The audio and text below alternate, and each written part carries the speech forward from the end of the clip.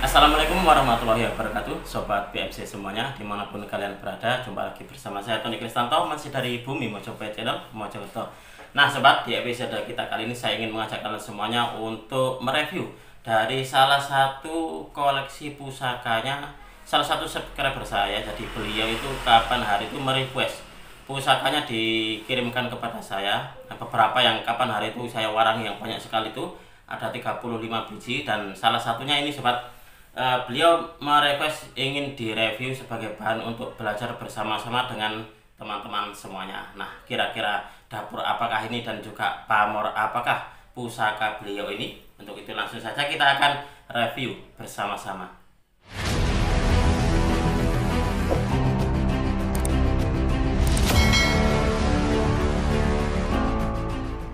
Nah, sobat semuanya, sebenarnya itu kapan hari saya sudah mewaranginya. Jadi beliau menitipkan pusakanya ini kepada saya untuk diwarangi di tukang warang saya, dan setelah saya kirim kepada beliau, beliau kirimkan ulang. Jadi bahwasanya beliau bilang kepada saya, Mas silahkan direview lagi, dan juga untuk di ini kerisnya silahkan diganti dengan warangka yang baru. Nah kebetulan sobat, kapan hari itu saya memiliki warangka baru, jadi ini disuruh untuk apa ya, mengganti warangkanya dengan warangka yang baru. Nah ini adalah warangka baru yang beli di saya. Nah ini saya kapan hari ada warangka baru, jadi ini sekalian disetelkan sama Mas Tony katanya seperti itu. Dan saya masih memiliki dua lagi sobat, jika kalian ada yang berminat dengan warangka dengan model seperti ini.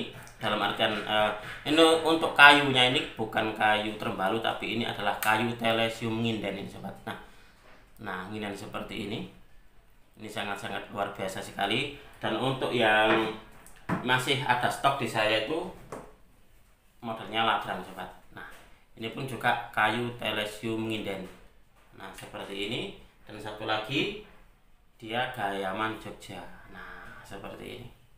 Monggo jika diantara kalian ada yang berminat dengan warangka ini, silahkan kalian menghubungi di nomor WA saya. Nah ini sobat, sebelum saya ajak kalian semuanya untuk melihat dari pusakanya, jadi semalam pun juga saya mendapatkan salah satu chat dari WA saya bahwasanya ada salah satu subscriber saya, kalau nggak salah dari kota Pasuruan.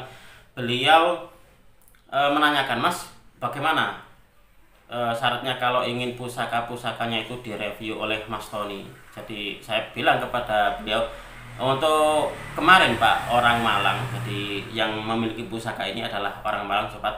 Beliau adalah kolektor di kota Malang. Beliau mengirimkannya kepada saya gitu. Jadi kalau untuk mereview di tempatnya panjenengan, mohon maaf sekali saya tidak bisa, karena untuk akhir-akhir ini ada beberapa bulan ini saya sudah tidak keluar kota lagi sobat. Ya kita harus saling menjaga gitulah. Nah makanya kenapa saya dalam mereview itu di rumah saja. Jadi saya tidak kemana-mana, tidak ke rumahnya kapan hari itu ke rumahnya Pak Imron, lalu ke rumahnya siapa itu, Pak Heri, dan juga Pak Sigit, itu kan di luar kota. Jadi mungkin yang saya review adalah orang-orang yang ada di dalam kota sendiri, di Mojokerto sendiri. Itu pun juga tidak semuanya sobat. Nah ini sobat, ini adalah salah satu dari koleksi pusaka beliau yang sangat-sangat istimewa sekali kalau menurut saya. Nah dengan tampilan warangka yang baru, yang bagus seperti ini, jadi terkesan sangat-sangat indah, sangat-sangat luar biasa di pusakanya. Jadi serasi, pusakanya bagus dan warangkanya pun juga bagus ini sobat. Nah ini adalah salah satu dari koleksi beliau yang dikirimkan kembali kepada saya. Jadi setelah saya kirimkan kepada beliau, akhirnya sama beliau dikirimkan ulang kepada saya untuk diganti warangkanya, warangka baru yang lebih pantas untuk pusakanya. Nah coba kita akan melihat isi pusakanya seperti apa, dan nanti sobat kita akan mereviewnya dari mulai dapurnya dan juga pamornya.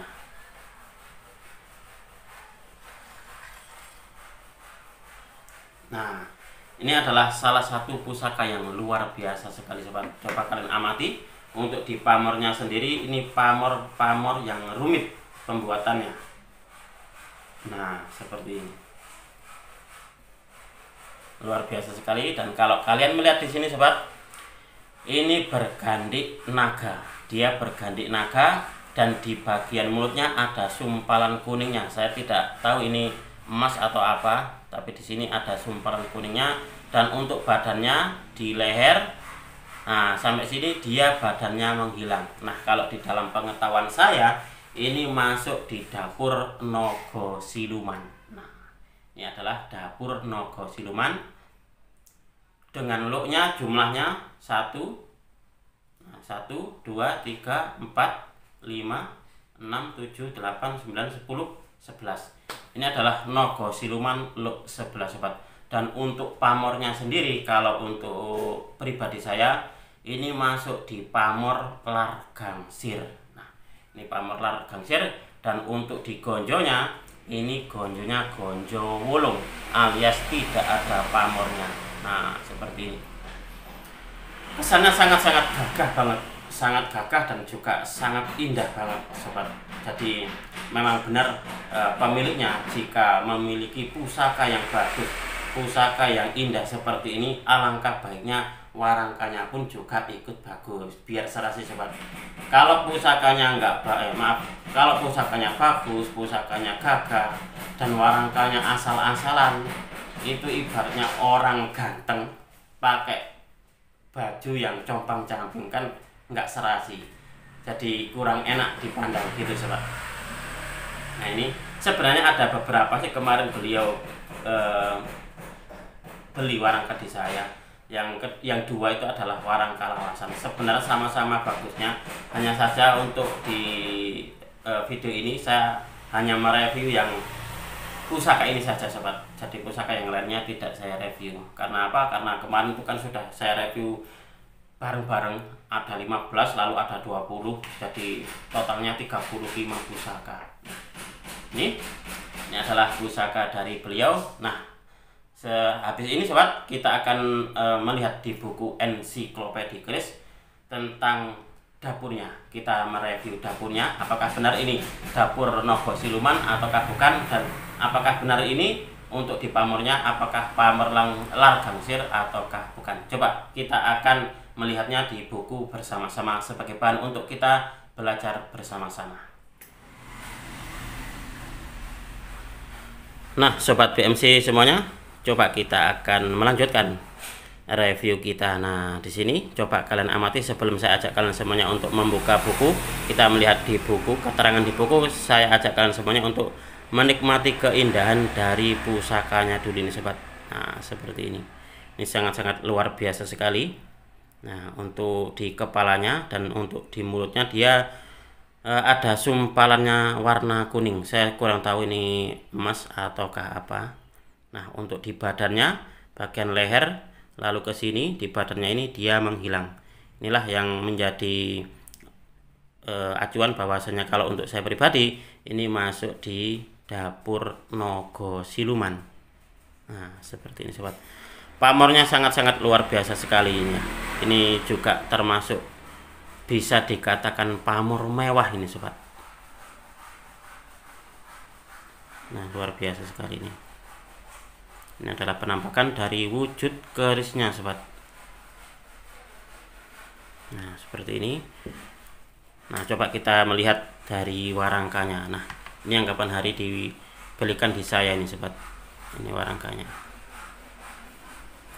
Pusakanya bagus dan juga warangkanya pun juga bagus. Coba kita akan melihat keterangan di buku Ensiklopedia Keris tentang dapurnya dulu sobat.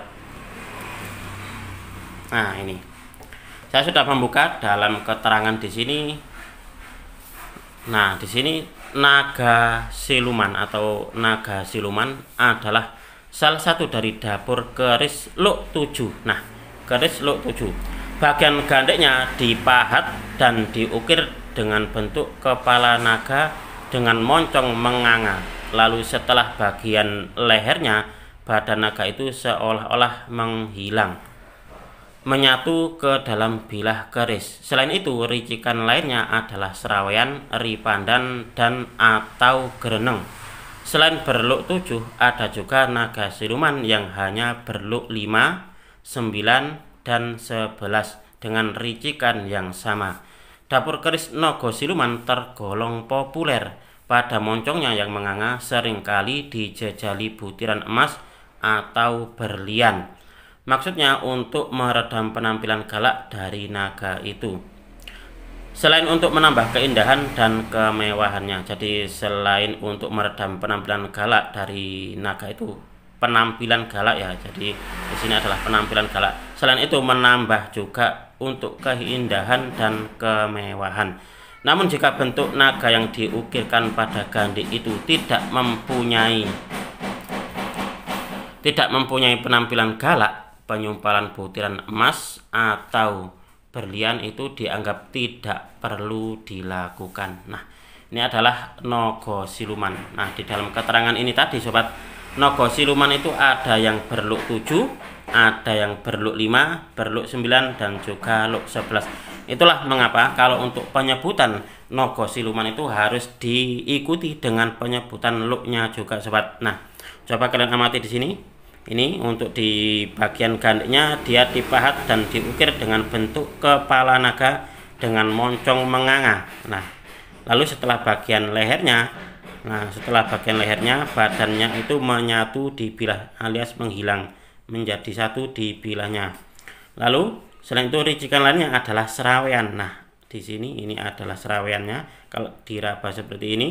Lalu juga ada ripandan atau gereneng. Nah, ripandan atau gereneng. Nah, seperti ini adalah dapur naga siluman sobat. Lalu kita akan melihat untuk di pamornya. Saya tadi juga sudah melihat dari keterangan di buku Ensiklopedia Keris Karena Kapan Hari sobat. Ada salah satu dari pecinta tosan aji yang ada di Mojokerto memiliki pamor yang seperti ini. Jadi pamornya seperti ini. Lalu saya menanyakan kepada beliau, kira-kira itu masuk di pamor apa? Saya menanyakan seperti itu dan jawaban beliau adalah kemungkinan ini adalah pamor lar gangsir Mas Tony. Nah, coba kita akan melihat dari keterangan dari lar gangsir di buku Ensiklopedia Keris ini sobat. Nah, ini adalah keterangan dari lar gangsir, tergolong pamor yang agak langka karena tidak gampang membuatnya. Bentuk gambarannya rumit dan tergolong pamor miring. Ditinjau dari niat pembuatannya, pamor lar gangsir termasuk dari pamor rekan. Sesuai dengan namanya, pola gambaran pamor ini serupa dengan pola gambaran yang terdapat pada sayap gangsir. Jadi gangsir itu adalah sejenis jangkrik tapi ukurannya agak besar sobat. Bagi yang percaya, pamor lar gangsir mempunyai tuah yang dapat membantu pemiliknya menangkal serangan guna-guna dan menghindarkan gangguan makhluk halus. Tetapi pamor ini tergolong pemilih, artinya tidak setiap orang akan merasa cocok bila memilikinya. Nah, itu adalah keterangan dari buku Ensiklopedia Keris tentang pamor lar gangsir, dan juga di sini ada fotonya, gambarnya seperti ini. Nah, gambarnya seperti ini. Kalau di keris aslinya memang biasanya itu tidak serta-merta harus sama plek sobat. Jadi ya agak-agak mirip seperti itu. Nah, seperti ini adalah pamor lar gangsir. Lalu sobat, seperti biasanya, jadi di samping saya melihat di keterangan di buku, saya pun juga mencari di artikel-artikel lain sebagai bahan untuk penunjang. Kita belajar bersama. Jadi ini adalah sebagai bahan untuk penunjang gitu sobat. Di dalam artikel-artikel yang lainnya saya mendapatkan sebuah pembahasan tentang pamor lar gangsir, bahwasanya pamor lar gangsir ini tergolong pamor miring yang dihasilkan dari lipatan dan puntiran. Nih, pamor ini tergolong pamor miring yang dihasilkan dari lipatan dan puntiran, sehingga bentuk alurnya ini terkesan rumit. Nah, seperti itu sobat. Lar berarti sayap dan gangsir adalah sejenis jangkrik yang ukuran tubuhnya besar, memiliki kaki belakang yang lebih panjang dari jenis jangkrik lainnya. Lar gangsir ini juga bisa dimaknai singkatan dari gelar Agemaning Siro yang memiliki pesan bahwa apapun gelar dan pangkat yang kita miliki, hanyalah gelar keduniawian saja. Itulah mengapa kita tidak boleh menyombongkannya, sobat. Tuah dari pamor lar gangsir ini diyakini untuk kewibawaan dan penundukan, disegani lawan dan perkataannya mudah didengarkan dan dituruti oleh orang lain, sebagaimana karakter dari gangsir yang ditakuti jangkrik-jangkrik lainnya. Dan pamor ini termasuk pamor pemilih. Nah, itu adalah keterangan dari artikel yang saya dapatkan, sobat. Nah, ini sebagai bentuk untuk penunjang pengetahuan dalam kita belajar babakan Tosan Aji. Jadi kita tidak serta merta, kalau di sini saya tidak akan mengedepankan dari pengetahuan saya saja, sobat. Jadi selain dari pengetahuan saya pribadi, saya pun juga terkadang juga bertanya kepada para senior, lalu juga kita mencarinya di buku, lalu juga kita atau saya juga mencarinya di artikel lain agar semakin lengkap pengetahuan kita, agar semakin lengkap apa yang menjadi review kita. Itu seperti itu kalau untuk saya pribadi, sobat. Nah, demikian tadi, sobat, kita sudah mereviewnya bersama-sama tentang salah satu dari dapur pusaka. Di sini tadi kita mereview dari dapur pusaka Nogo Siluman dan dengan pamornya pamor lar gangsir. Semoga video ini bisa sedikit menambah pengetahuan dan juga wawasan kepada kalian semuanya, khususnya bagi kalian para pecinta Tosan Aji pemula. Saya berterima kasih sekali lagi kepada Bapak Agus Fatoni, pemilik dari pusaka yang kita review bersama ini tadi. Beliau adalah seorang yang sangat baik dan beliau adalah salah satu dari pecinta Tosan Aji yang ada di Kota Malang. Nah, sekali lagi sobat semuanya, saya berterima kasih, dan juga apabila ada kekurangan dan juga kesalahan di dalam saya menyampaikan review tadi, saya memohon maaf yang sebesar-besarnya.